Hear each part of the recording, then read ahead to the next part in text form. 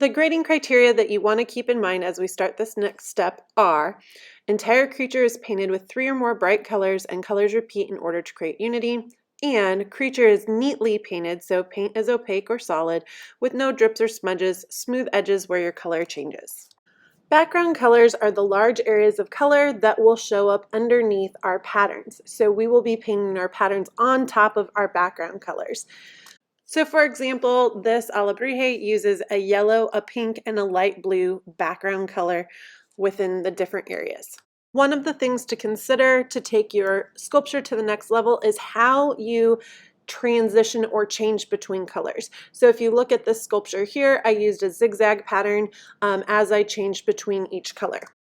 So now let's look at my dragon example. Here is my dragon with all of the patterns, and now we're going to remove the patterns and just look at the background colors. Another way that you can transition your background colors is to think about the contours or shape of your creature. For my background colors on my dragon, I tried to follow the shape that I had created for the different parts of the creature, like the curves and the points of the wings, the curve of the tail, having my colors wrap around into the arms. Your background colors must be bright colors, so that means we are not working with brown, black, white, or gray. They need to repeat throughout your creature, and you need to have at least 3 different colors that you are using for your backgrounds. So for my colors, I have an orange, I have a blue, and I have a green. And then I have variations of those colors. So I have a light blue and a dark blue. I have a light green and a dark green that will also repeat throughout the creature. The first thing you want to do is take your pencil and sketch out where your background colors change. Be careful that you don't end up drawing all of your pattern details, because you will be painting over those areas where the patterns would go and you would lose those drawing lines. So right here I am drawing where the edges of the wings are, where the colors changes for the spikes on the back, where it changes for the belly of the creature as well. Now for my example, you'll notice that I started to paint some of the designs on my dragon, and what I found was that it took me a lot longer to do this. So please make sure to paint your background areas first and then add your patterns over the top. It will save you so much time. Now, as you start to paint your background, a couple of tips. I would start with a small brush at first and do some outlining of your areas, so that way you can paint slowly, have a nice clean edge. Use just the tip of the brush so that you can have control and your bristles aren't spreading out and going outside of the area that you are painting. Once you have a nice clean edge where your color changes, then I would take a larger brush and work more quickly to fill in the middle.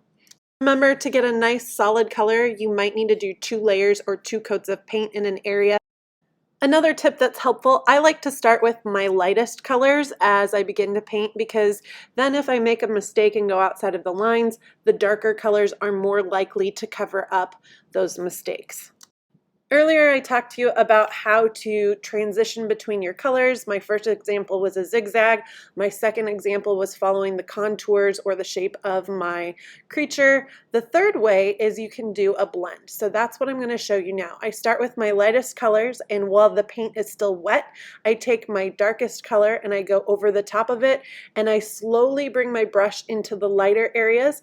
I also take and wipe off the extra paint off my brush, or take my lighter color brush and brush over that edge to help blend the color into my lighter color. And so this creates kind of a fade or ombre effect where I am changing my colors. Now, one thing you want to be careful of is doing this between like complementary colors will produce more of like a brown color. So it works best with colors that are side by side on the color wheel, or with colors that you have created tints and shades, lighter and darker versions of the color. This blend technique also works really well. Then once my color is dry, I will go back over the dark area and layer some more dark color on top to really help that area stand out and have contrast. And here I am repeating that blend process in another area. I added the dark, and then now I'm taking the lighter brush and blending over that edge to help it smooth and mix with the lighter color.